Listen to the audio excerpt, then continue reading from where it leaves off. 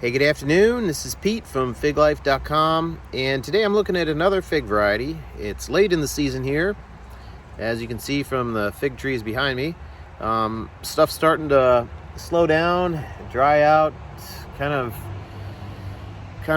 going to sleep for the winter time here pretty soon. But I'm able to get just a few more new fig varieties to ripen, and today I got one called Num Prato to ripen for me for the first time. And I'm excited to try this variety. It's supposed to have a really good flavor. It's a Portuguese variety, and so I'm looking forward to trying this. Hopefully the cold weather here hasn't really ruined the taste, but I'll find out here in just a second. So let's take a look at Num Prato.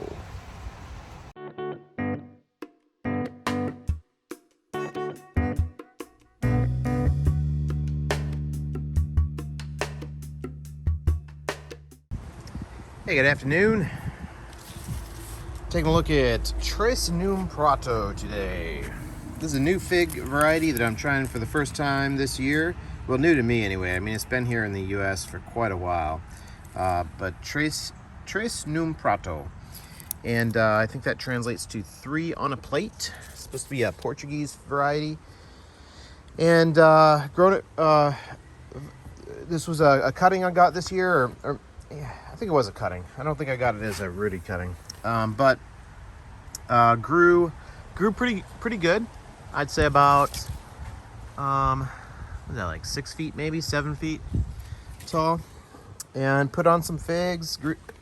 I was having I actually got quite a few to ripen earlier, but I wasn't able to eat any of them because a lot of them spoiled. I had the SWD getting in there. You can see the eyes a little bit open, and pretty much all of them got ruined. So I haven't had a chance to taste any of these yet, and it's October 18th now, but it looks like I finally have a ripe Num Prato here that has not been spoiled by the rain or by SWD.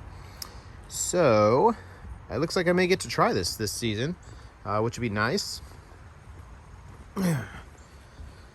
I don't think this is a particularly late variety. Like I said, I got a few to ripen earlier, and I just couldn't get to eat them because, you know what?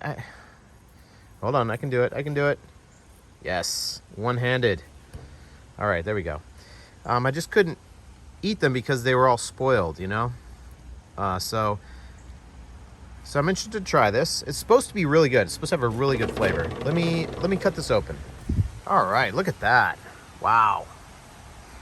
18th of October. That is a good looking fig for the 18th of October. I'm not getting many ripe figs anymore. A lot of them are just going to the pests. But this looks really good. Some nice, looks like some nice syrup in there. It looks to be pretty well ripened. So I don't know how this will taste. You know, a lot of the figs are much less sweet now than they were earlier in the season. The temperatures have cooled off a lot. In fact, I think it was down in the 40s tonight, which was felt really cold because it hasn't been that cold. Well, I don't know, since the spring, I guess. I don't know when the last time it was that cold here in Northern Virginia. But let me go ahead and try it. All right.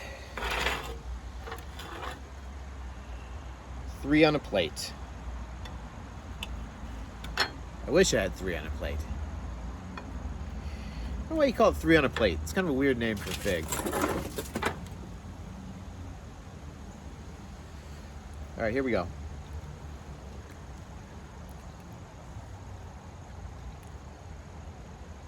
Pretty good flavor.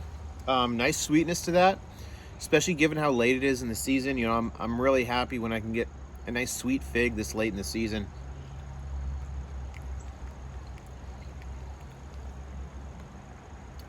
There's a little bit of fruitiness in there, but mostly just sweetness.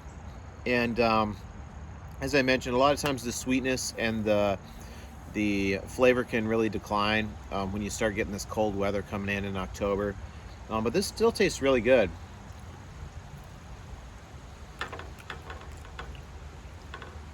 Another issue I'm having this late in the season is a lot of times the skin is taking on just a bad flavor, whether it's a texture that's not pleasant or whether it's actually like a taste that's not pleasant.